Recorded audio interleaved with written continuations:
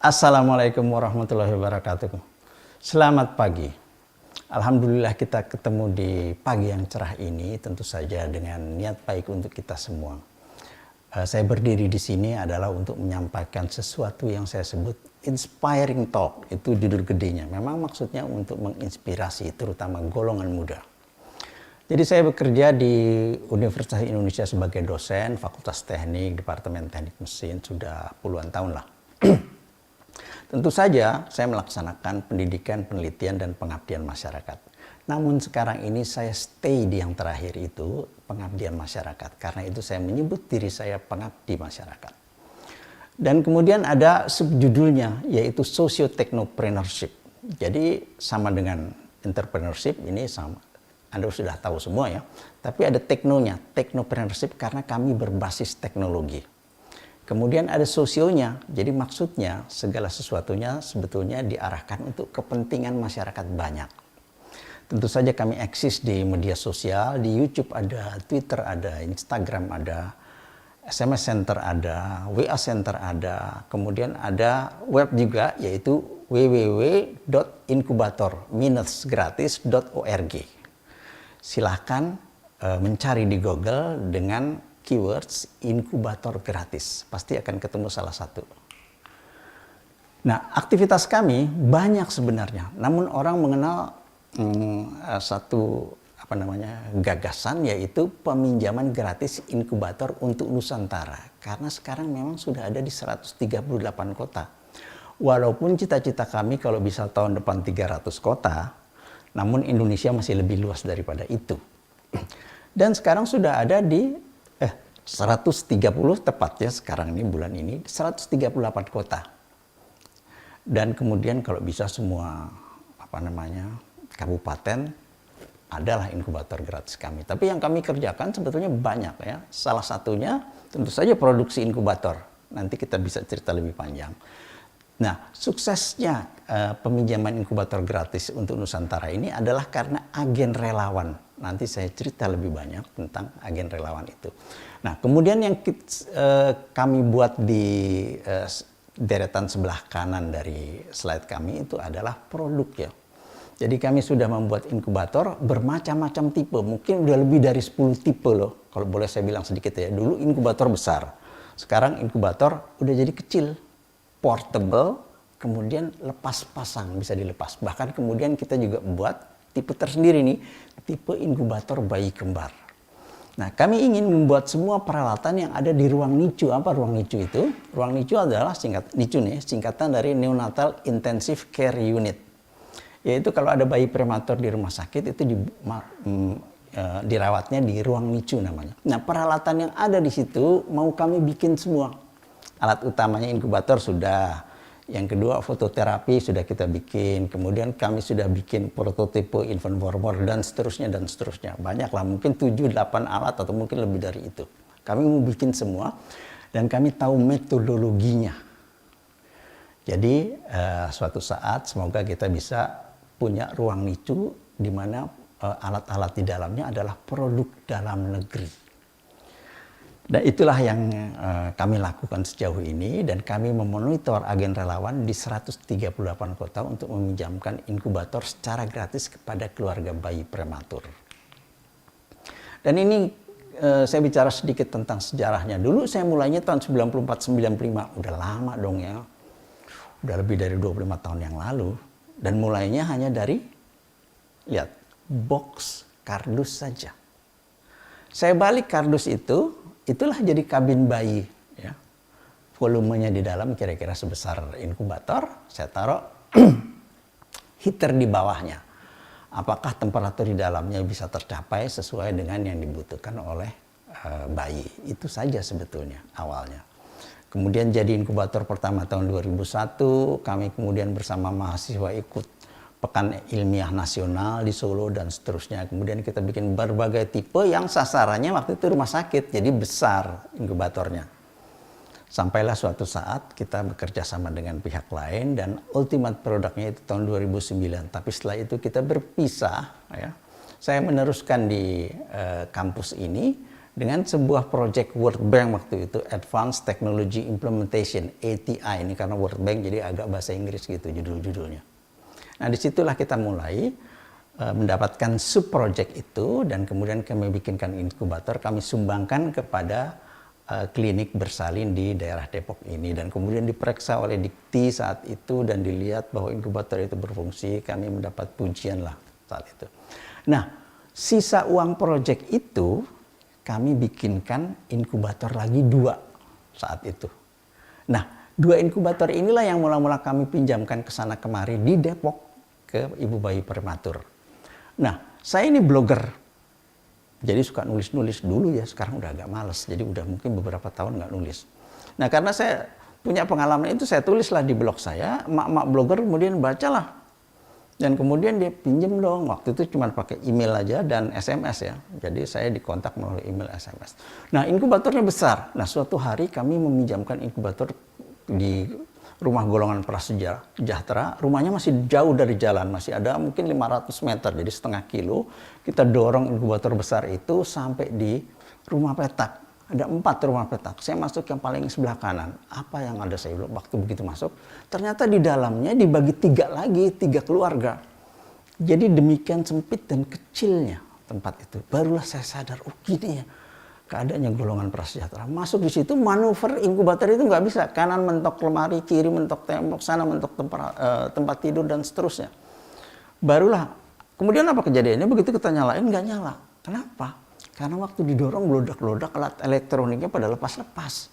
Namun kami ini kan tukang insinyur ya, jadi modalnya itu adalah obeng. Kita keluarin obeng, kita kerjain dulu di situ, pasang lagi, dan seterusnya, nyala baru.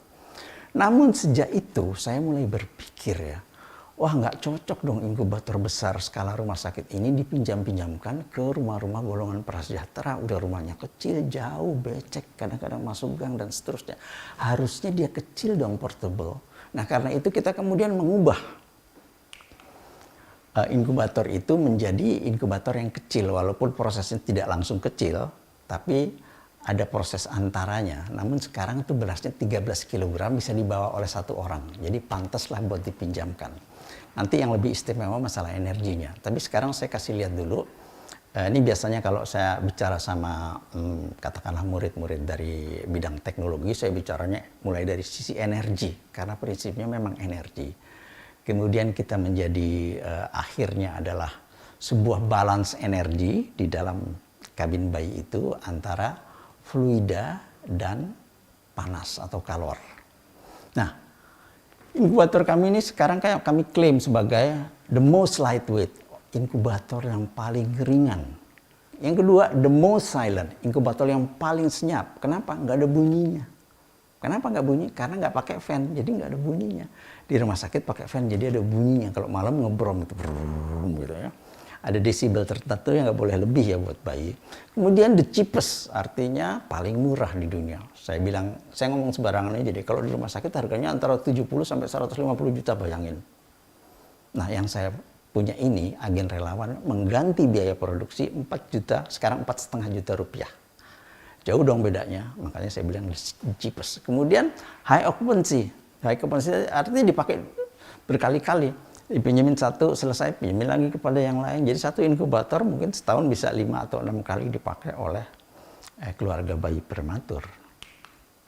Nah, ini tadi sedikit perkembangannya. Dulu besar, kemudian setengah kecil, yang beratnya masih 20 kilo. Nah, kemudian tipe C ini kalau nggak salah beratnya yang udah mulai 13 nih, 13-14 kilo. Dan kalau dilihat di sebelah kanan bawah itu udah bisa dilepas-lepas sekarang.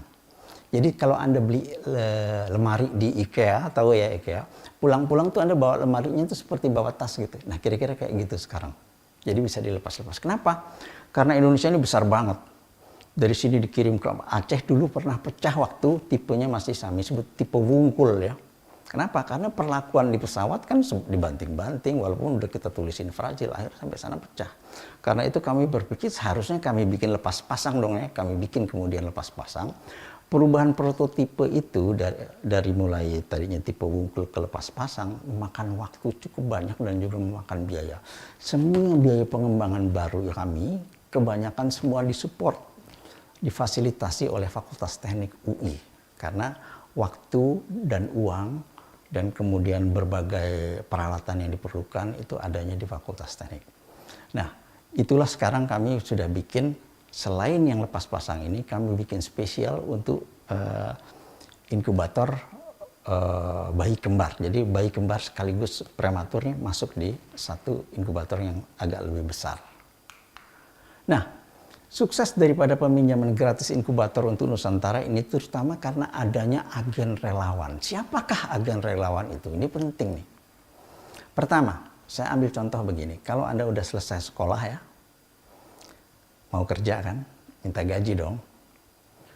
5 tahun kerja, minta tambah gaji dong. Masa gajinya segitu-segitu terus, Anda pasti marah. Masa gaji gue segini-gini terus, gue mesti nambah dong. 5 tahun ya, 10 tahun minta fasilitas. Motor kek, mobil kek, pulsa kek, macam-macam loh. 15 tahun minta di asuransi, kalau saya sakit gimana tuh. Lihat keyword yang sama. Minta gaji, minta tambah gaji, minta fasilitas. Katanya yang sama itu adalah minta.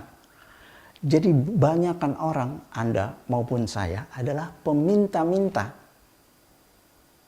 Ada yang kaget saya bilang begitu. Jadi agen relawan ini adalah orang yang tidak meminta-minta lagi.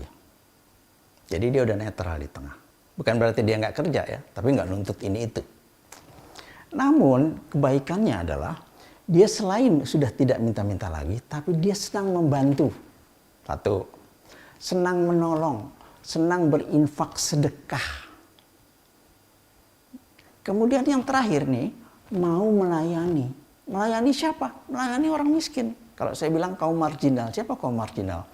Orang miskin, orang sakit, orang invalid, perempuan, bayi, apalagi bayi prematur. Jadi mereka mau melayani. Jadi syaratnya menjadi agen relawan itu ada beberapa. Satu, mengganti biaya produksi.